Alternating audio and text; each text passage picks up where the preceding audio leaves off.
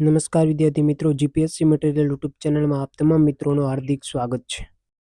મિત્રો, આજના વિડીયોમાં આપણે 11 એપ્રિલ અને 12 એપ્રિલ 2 દિવસના અગત્યના મોસ્ટ આઈએમપી કહો તો પણ ચાલે એવા કરંટ અફેર્સના અગત્યના પ્રશ્નો જોવા જઈ રહ્યા છે. શરૂઆતથી અંત સુધી વિડીયોને સાંભળજો અને વિડીયો પસંદ આવે તો તમારા મિત્રોને એકવાર જરૂર શેર કરજો. તો મિત્રો, આપણે પ્રશ્નોની શરૂઆત કરીએ. પ્રશ્ન પહેલો, દર વર્ષે ભારતમાં રાષ્ટ્રીય સુરક્ષિત માતૃત્વ દિવસ કઈ તારીખે ઉજવવામાં આવે છે? 11 એપ્રિલ. પ્રશ્ન બીજો, હાલમાં જ આરબીઆઈએ વ્યાજ દરોમાં કેટલા ટકાનો ઘટાડો કરી 6% કર્યો છે? જવાબ આવશે 0.25%. પ્રશ્ન ત્રીજો, પેયજલ અને સ્વચ્છતા વિભાગ દ્વારા આયોજિત પોષણ પખવાડા 2025ની થીમ શું છે? જવાબ આવશે શુદ્ધ જળ અને સ્વચ્છતાથી સ્વસ્થ બાળપણ. પ્રશ્ન ચોથો, કેન્દ્રીય મંત્રી જીતેન્દ્ર સિંહ કયા ભારતનું પ્રથમ જલવાયુ પરિવર્તન સ્ટેશનનું ઉદ્ઘાટન કર્યું છે? જવાબ આવશે ઉધમપુર. પ્રશ્ન 5, હાલમાં જ કેન્દ્ર સરકારે કયા દેશમાંથી 26 રાફેલ જેટ ખરીદવા માટે 63,000 કરોડ રૂપિયાના સોદાને મંજૂરી આપી છે? જવાબ આવશે ફ્રાન્સ.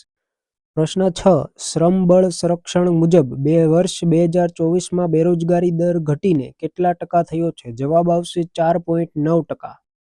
પ્રશ્ન 7, હાલમાં જ ઇન્ડિયન ઓઇલ કોર્પોરેશન લિમિટેડ કયા રાજ્યમાં વિશ્વકક્ષાનું પેટ્રોકેમિકલ કોમ્પ્લેક્સ સ્થાપવાની જાહેરાત કરી છે? જવાબ આવશે ઓડિશા.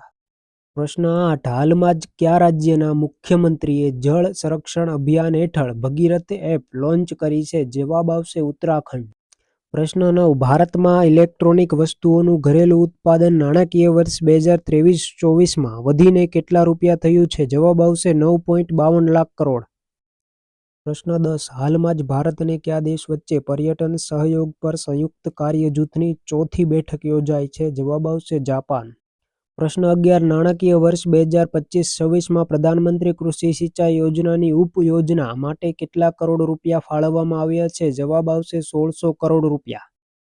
પ્રશ્ન 12, હાલમાં જ મહારાષ્ટ્ર સરકારે ધારાવી પુનર્વિકાસ માટે કેટલા એકર સોલ્ટ પેન જમીનને મંજૂરી આપી છે? જવાબ આવશે 256 એકર.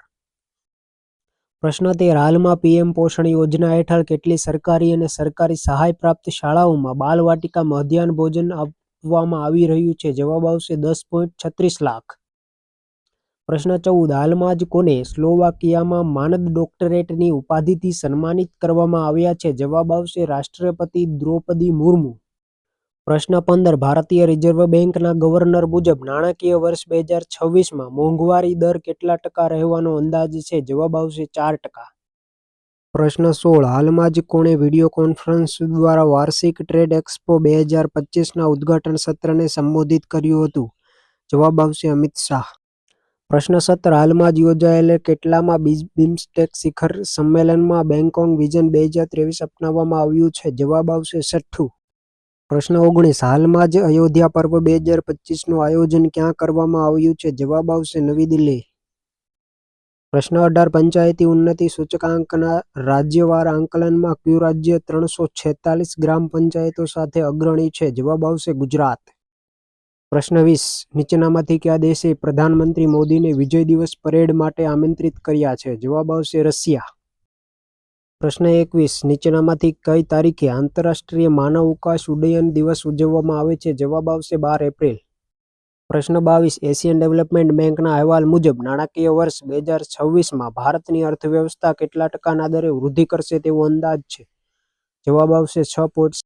પ્રશ્ન 23, તાજેતરમાં કયા રાજ્યમાં સરહુલ મહોત્સવનું આયોજન કરવામાં આવ્યું છે? જવાબ આવશે ઝારખંડ. પ્રશ્ન 24, જમ્મુ અને કાશ્મીર અને લદ્દાખ હાઈકોર્ટના નવા મુખ્ય ન્યાયાધીશ તરીકે કોની નિમણૂક કરવામાં આવી છે? જવાબ આવશે અરુણ પલ્લી. પ્રશ્ન 25, હાલમાં જ કયા દેશે રેકોર્ડ સમયમાં વિશ્વનું પ્રથમ 3D પ્રિન્ટર ટ્રેન સ્ટેશન બનાવ્યું છે? જવાબ આવશે જાપાન. પ્રશ્ન 26, પ્રધાનમંત્રી નરેન્દ્ર મોદીએ નવકાર મહામંત્ર દિવસમાં ક્યાં ભાગ લીધો હતો? જવાબ આવશે નવી દિલ્હી. પ્રશ્ન 27, નીચેનામાંથી કઈ યોજના ભારતમાં ગ્રામીણ શહેરી જોડાણને વધારવા માટે લાગુ કરવામાં આવી હતી? જવાબ આવશે પ્રધાનમંત્રી ગ્રામ્ય સડક યોજના. પ્રશ્ન 28, હાલમાં જ 9મું વૈશ્વિક ટેકનોલોજી સમિટ GTS 2025 ક્યાં યોજાયું હતું? જવાબ આવશે નવી દિલ્હી. પ્રશ્ન 29, તાજેતરમાં પ્રકાશિત થયેલા નોમેડ કેપિટાલિસ્ટ પાસપોર્ટ ઇન્ડેક્સ 2025માં ભારતનો ક્રમ કેટલામો છે? જવાબ આવશે 148મો. પ્રશ્ન 30 ભારત વૈશ્વિક સ્તરે રેશમનું કેટલામું સૌથી મોટું ઉત્પાદક અને ઉપભોક્તા છે? જવાબ આવશે બીજું. મિત્રો વિડીયો પસંદ આવ્યો તો વિડીયોને લાઇક કરી દેજો. ચેનલને સબસ્ક્રાઇબ કરવાની હજી સુધી બાકી હોય તો અત્યારે સબસ્ક્રાઇબ કરી